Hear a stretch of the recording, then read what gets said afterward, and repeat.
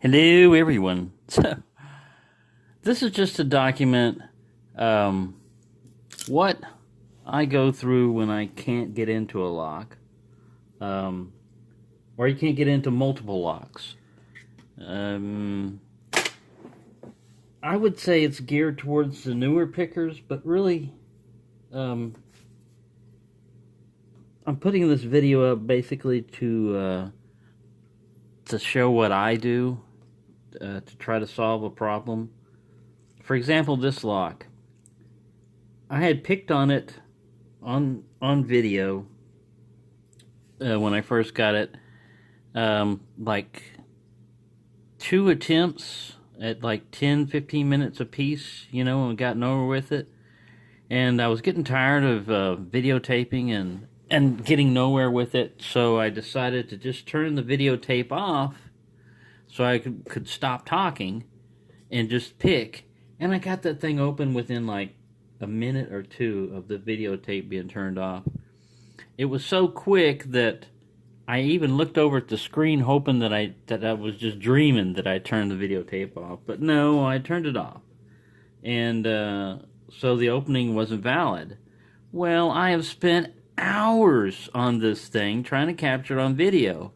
And, a lot of stuff you see on YouTube, naturally, people pick it. A lot of times they'll do challenge locks. They'll pick them open to get a feel of them, and once they think they've got it figured out pretty well, they know what the pins are doing and everything, they turn the videotape on and they film.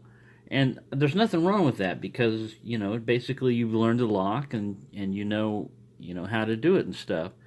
The way I do it is I'll let you know if I've had the videotape on. And this one, it doesn't help me a lot that I picked it a bunch of times because I don't remember. I've got a bunch of other locks that won't open, and I go through and I sit there and I'll mess with them and mess with them, and I get tired of, if you don't put the videotape up, you're talking to yourself, which, it's no problem with me. I talk to myself anyway all the time. It used to be when I had a cat, I had an excuse. I could say I was talking to the cat, but now I don't have that excuse other than my wooden cat. It's around here somewhere. I don't know where he ran off to. He's around here somewhere. Being a cat somewhere, probably sleeping. But I'm going to try to pick on this lock again on video and describe it, what I go through. One of the first things I do when I'm running into a lock and I feel like I'm getting nowhere is change the pick. Oh, I got a slight turn. I hit something back there, probably about 5. Yeah, 5. I'll change the pick. And if that, doesn't get me anywhere and doesn't help, then I'll start trying different things. I'll try, if I was using top of the keyway, I'll try bottom of the keyway. If I was using bottom, I'll use top, If I was going clockwise, I'll try to go counterclockwise. And I usually routinely do these things as kind of like standard operating procedure, what to do in case you run into, a difficult lock. But where it gets tricky and where it gets bad for me is when you're sitting there and you do nothing but challenge locks when you go to pick and you're having no success. And it'll bum you out, to me it bums me out because I want to be successful at what I do, and challenge locks are designed to challenge you. Some of them can't be gotten into, but most challenge locks can be picked.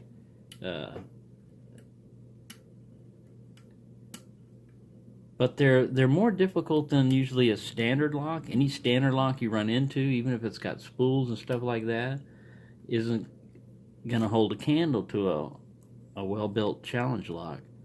And there are a lot of people out there that can build some pretty damn good challenge locks. And I've got one of them right here. I was surprised when Lebel sent me the challenge locks that I got any of them open because, Bosnia Bill's kind of like he was one of the first people I watched on picking locks, and I was like, whoa, I'll never be able to do that, And he's been whipped by some of Albert's locks, so it's good to be able to pick something open. But the thing is, don't let it discourage you. I mean, to me, I'm using this also to reassure myself and tell myself, talk myself into it, like, hey, um, I had like 3 or 4 of them picked. I don't know why I just stopped, but I'm going to try to go clockwise.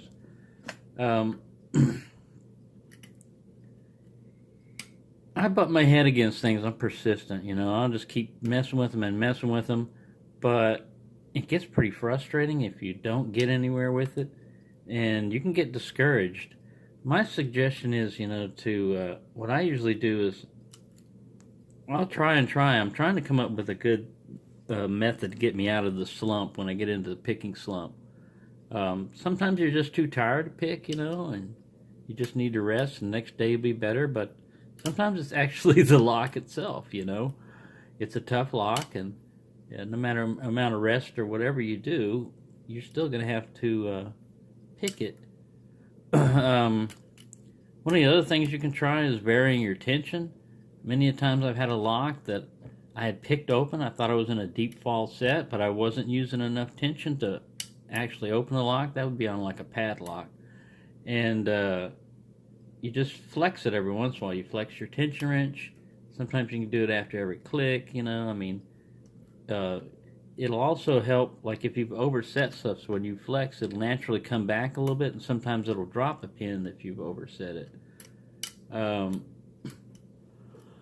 But you run into things like this, You just have to ration yourself out to the amount of abuse you're going to take, from a particular lock. You'll say, okay, I'm going to put up with your shit for about this much amount of time, and after that, you can go back in your little black bag and you can sit there and pout, and not see the world and the light of day or anything else because you're being bad, I try talking to the locks. I don't know how well it works, but, sometimes it works, right after I start talking to the lock. Sometimes if you're getting too aggressive with it, you back off. I mean, you can try a bunch of different techniques, but this is a perfect example. It's one of those locks that I have picked open before, so it makes me come back to it, and try again, because I know that maybe one of these days while I'm filming, this thing's gonna pop open, like it did the time when I wasn't filming. And then I can go on to some other lock, I can put it behind and say, all right, cool, because once I do that, believe me, I've picked on this lock so much, I don't want to pick on it anymore. If I get it on video, I'm happy to send it off to the next victim. Because it becomes like an obsession, like a scab you're picking at. And you just keep picking at that wound, and it never heals. And it may be the healing process. Maybe I just have to say, the hell with it. I've got too many other things that I need to do, and this one's gobbling up too much of my time, and you win, fine, you win, if I want to see what the pins are, then you win, and I'll get you, So far I haven't said that yet. Like I said, I'm persistent.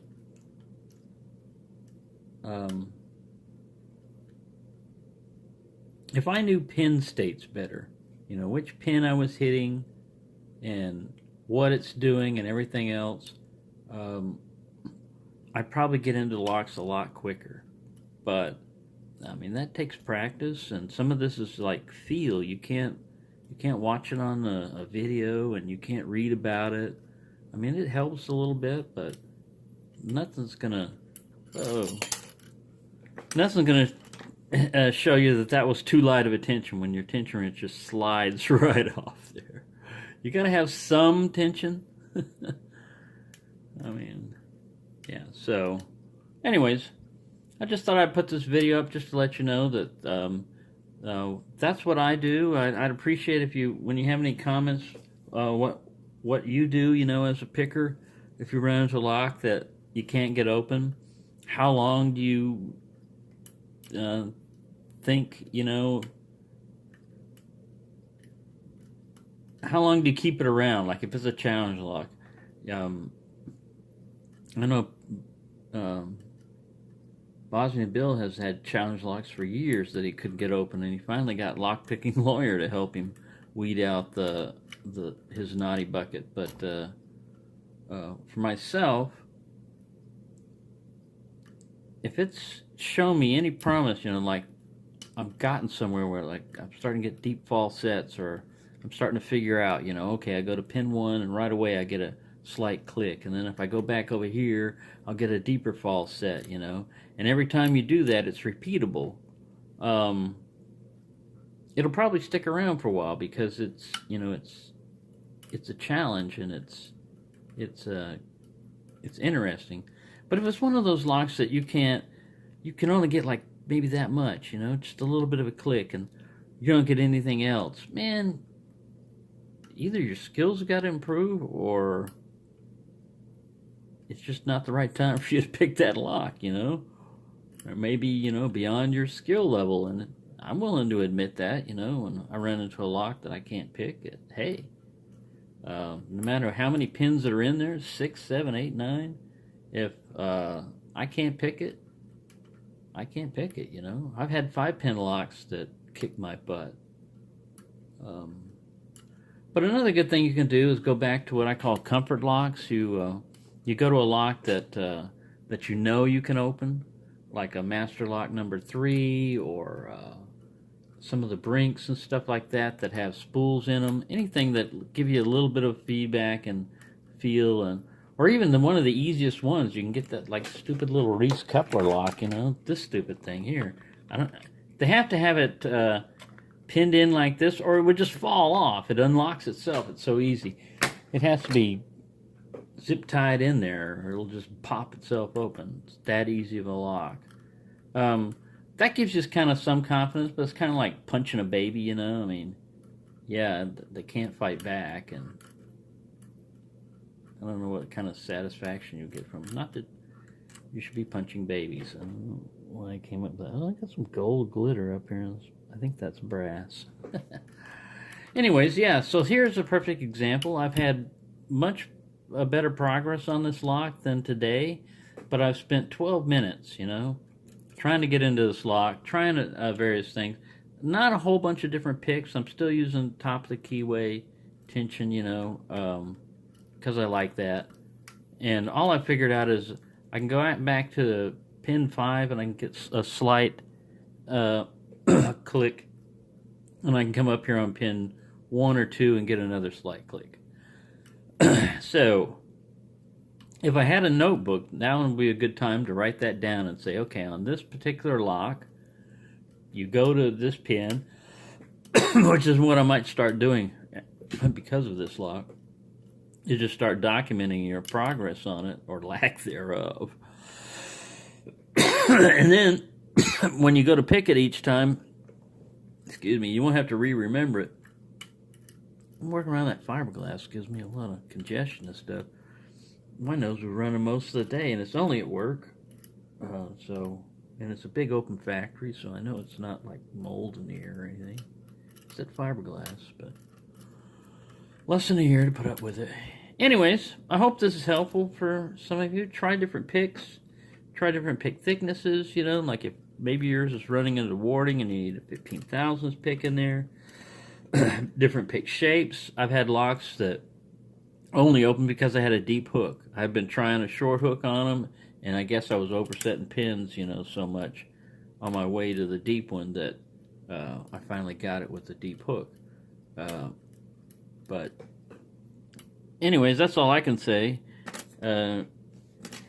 Don't beat yourself up about it, and don't forget that there are locks that you can open, and there's always going to be locks that you can't open. I mean, this one may be, incredibly camera shy, which is documented. This is documented incredibly camera shy lock because, well, I've never tried to pick it off camera since then, because I said, all right, you fooled me once. I'm not gonna let you fool me again. But anyways, sorry to ramble on, but I just wanted to throw that out there as like a little helpful thing, and let people know that not all locks are that easy. And if I put a challenge lock up there, I'll let you know how long I've picked on it to try to get it open. And usually I don't pre-pick them on camera, but the ones that I've got now left, Every one of them I've tried to capture on camera at least once and gotten nowhere with it.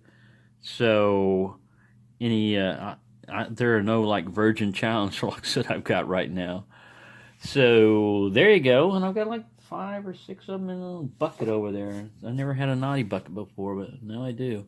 And Albert Lebel's little corpse is going to go back to his naughty bag. He's got a little naughty bag he can go into. He doesn't even have to have a bucket. He's got his own little light-proof bag. Thank you for watching, and have fun picking. That's the main thing. Have fun.